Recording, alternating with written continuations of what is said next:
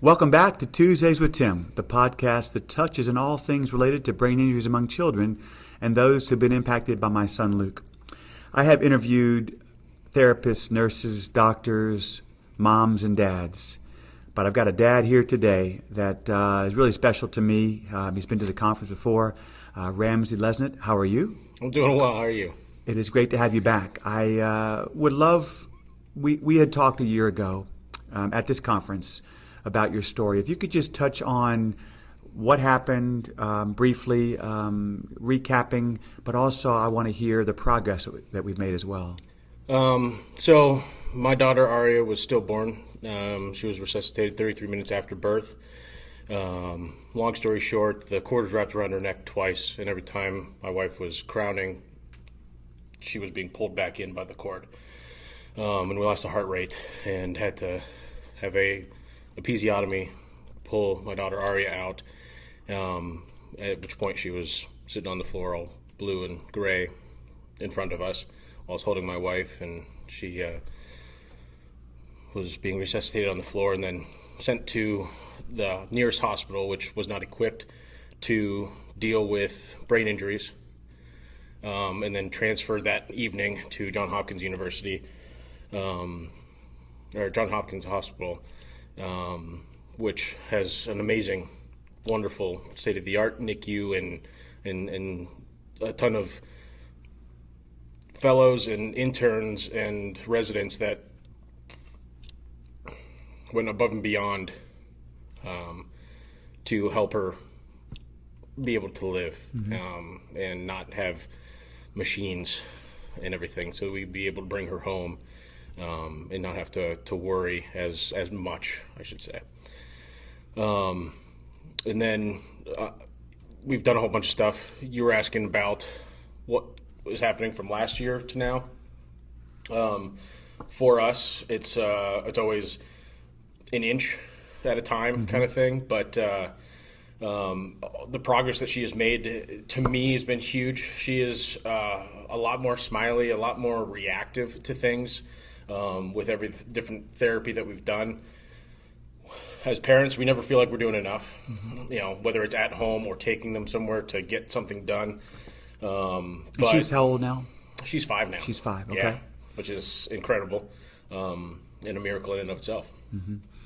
Well, and you've got a beautiful daughter who I held in my arms 2 years ago at this conference, Yes. and here she is, just this beautiful little angel that, and I mention her because so many people at our conference, it's one thing that you are there with your child with a brain injury, but it's the siblings, and I'm so blessed that we at this conference have, support groups for the siblings and childcare and just some fun, and I know she's having a great time as well. Oh, she is. The most amazing thing about my other daughter Amelia, though, Arya's younger sister, is that she has picked up on Arya's cues and things when Arya is struggling. It is. I'm going to start crying just thinking about it. But yesterday at the conference, we were literally sitting there talking with another family, and Amelia stopped me, pointed to her sister Arya, and was noticing that she was struggling and ready to throw up or burp, and we were able to catch it, so there was no issue. I was able to pat her on the stomach or chest and prevent it, which was nice. But she does that thing all the time, that kind of stuff all the time, and it's just, that itself is just. Yes, makes my heart just melt on so many levels, doesn't it? And I know that at this conference, we have close to 500 people here, including over 150 families, and to have Naomi here 2 years ago, and then you of course met you last year. How do you feel the vibe is different, and what have you learned from last year's conference to this year? Well, there's a lot more knowledge sharing throughout the connections that we're making as families. It is just incredible. Like, we just moved to Phoenix, Arizona 2 weeks ago from Maryland, and that itself is a huge transition. But the people that we've met that are already in Phoenix, and the people that we've met from this conference that are all over the country, that have just been supportive of us doing that and helping us in any way they can has just been absolutely incredible. There's always something new that we learn, and whether it's some of the speakers, which the Ryan, I can't think of his last name. Cedarmark, Yeah, Ryan Cedarmark has we just left his thing and just so wonderful to the point where I want to take my daughter there tomorrow if I can. Unfortunately, it's not the option, but the resources that are here are ever growing and constantly more tools that we're given to be able to help our children, but also the community that we get. I've met so many more families this year than I did last year that I've connected with. I've already exchanged numbers with all the dads, and we're gonna stay in touch, I hope, and be there for each other as much as we can, which I think is the other aspect of this conference that I wasn't expecting originally when I came the first time, but that's my favorite part about this whole thing, is getting to talk to you guys and everybody that is going through what we are. And how many times have you felt, or others that I've heard, that people just don't get it? But in this building for the last 2 days, we're around people that do get it. Yeah. Because they've all been there. We've all been there, and that's special. And look, the name of our conference is called Making Connections for a reason, because you're making connections with other families in the same situation. And hope. That's right. And that was what I was going to mention next, is that, it's called Team Luke Hope for Minds. Yeah. But that word hope, you feel hope when you walk through these doors both days that you haven't felt in the 363 days prior. Yeah. And so I know this as a father, but also now as the executive director, seeing all the families and what they're experiencing. What people don't realize is what goes through the day-to-day, from therapies to other siblings. But in your case, you also made a move across country for your daughter. Absolutely. We did it for her, but we also did it so that I could be around. So I was working Monday through Friday away from my family. Not all of Arya's life, but a lot of it. And this whole last year, Monday through Friday, I was gone.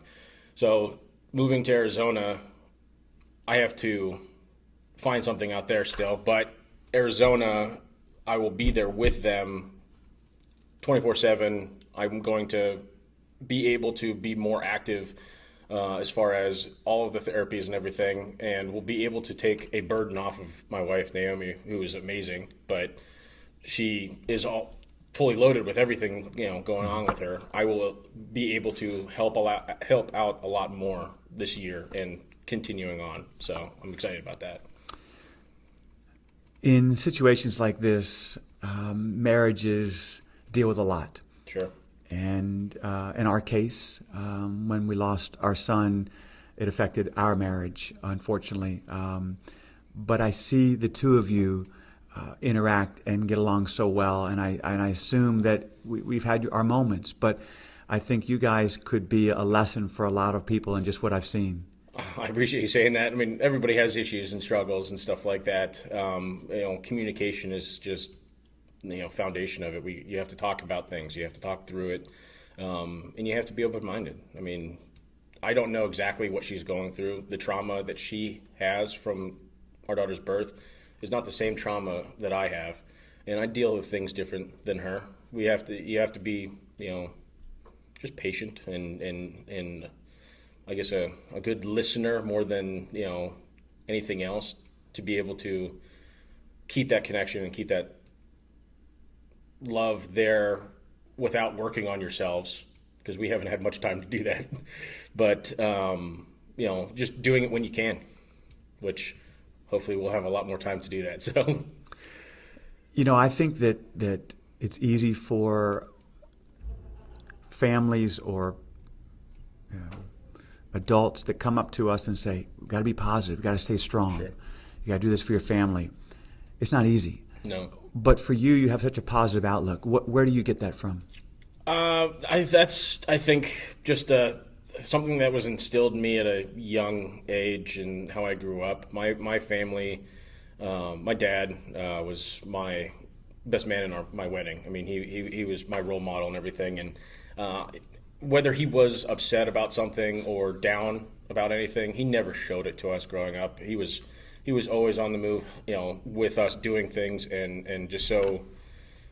He was just an incredible teacher in general about life, and my grandma was the same way. She was just always so happy about things. She never, never complained to us about things, at least. And she would come over every Friday night and have her, drink with us, and just it was just a happy moment for me. There's no reason to be upset about things in some senses, because I think that my daughter Arya feels that. So if you feel stressed and are or angry even and upset about something, if I'm sitting there holding her or if she's near me, she gets tense. I feel like that, she feels what I'm feeling. And to me, that's not even worth it. Like, nothing in this world is worth causing anybody else pain, especially when it's so much easier to love.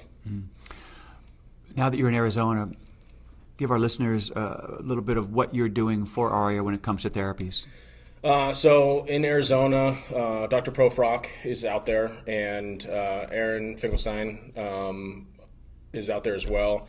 We are doing both of those. And what are those? Dr. Profrock is stem cell therapy, who he's been here at the conference twice now, I think. This is his third year. Third year. Aaron's been here twice then, which is the Feldenkrais therapy. But between the stem cells and Feldenkrais, which we've been doing the last year and a half, we've noticed so much change and differences in Arya. The movement-based therapies of the Feldenkrais are exactly what she needs right now. I mean, the slow moving, so she's feeling her own body. It has just been incredible. And watching videos of her, because I'm not always there, going through the therapy itself is just, makes you want to cry every single time, kind of thing. Scooting herself along a table on her back.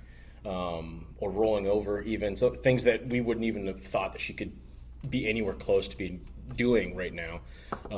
She's able to start feeling those and doing them herself with some guided help, obviously. But and then Dr. Profrock is one of the most intelligent people I've ever met. There's just so many things that he has been able to help us with, and the fact that we're living in Arizona now, we'll be able to see him a lot more.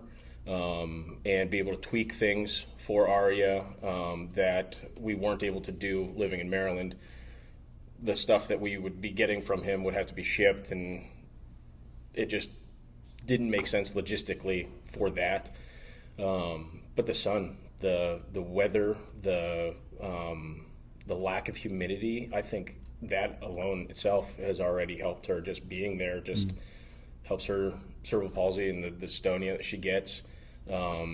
She just seems so much happier there when we visit. So moving there it was a no-brainer.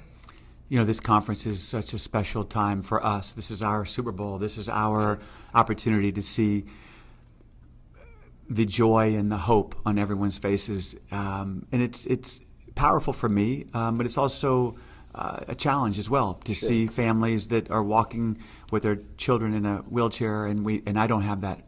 But what I mentioned earlier is that Luke's presence is here. That Luke is here, and I think he's making an impact, especially in these 2 days. And but you are certainly a role model for all fathers, and I just want to commend you. And thank you. And I look forward to seeing you again next year for sure. Oh, definitely. Ramsey, thank you so much for joining us today. Thank you.